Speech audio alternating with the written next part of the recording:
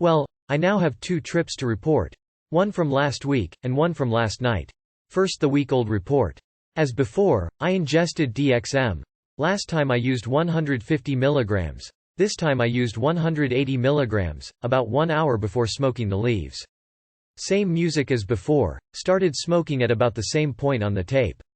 This time, after 2 to 3 hits, I saw a red neon wireframe large cat, like a panther. After the next hit, I remember saying out loud, "Oh my." I seemed to rotate forward about 30 degrees. Then off, to my right periphery, I saw a large plant with large elliptical leaves swaying to the music. This vision lasted for about 15 to 20 seconds. I decided I wanted to experience this again, so about 10 minutes later I took another couple of hits.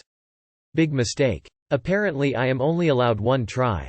This may not make sense, but it is now my personal law, no double dipping. The result of the second try really bummed me out. I'm not saying this law applies to others. Just me. Okay, now for last night.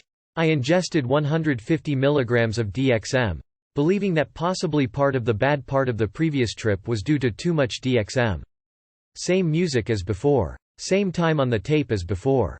Just before lighting up, I half-jokingly asked, maybe to myself, I don't know, for a fine experience, and stated that I would not do it more than once.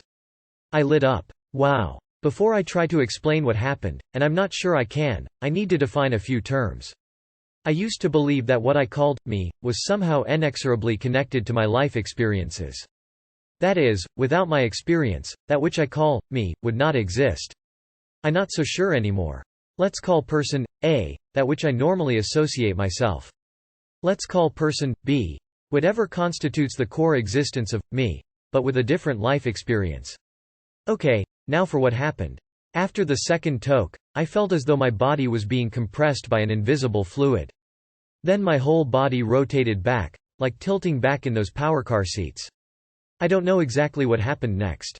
I remember talking out loud. I was excited. Some time later, maybe 10 seconds, I remember being somewhere. And I don't mean I imagined being somewhere. For all I could tell, I really was at this place, living a life, and I had no recollection of person A as person B. I was talking out loud. Something like, "I'll be right there, I just want to look at this." The place was kinda normal and kinda strange. The light was as intense as the early morning, but all the shadows were small to non-existent. Like those at Meridian Transit. About 5 to 10 seconds later, I slowly became aware of person A's existence. I don't think words can describe my astonishment when I realized that it was person B that was the ethereal person and person A was the grounded person. For the next 5 to 10 minutes I was stupefied. As I came back, I began to think about going there again. It was hard to keep my promise, but I did. And I'm glad. I love this plant. I could imagine dying to protect this plant from the Spanish 500 years ago.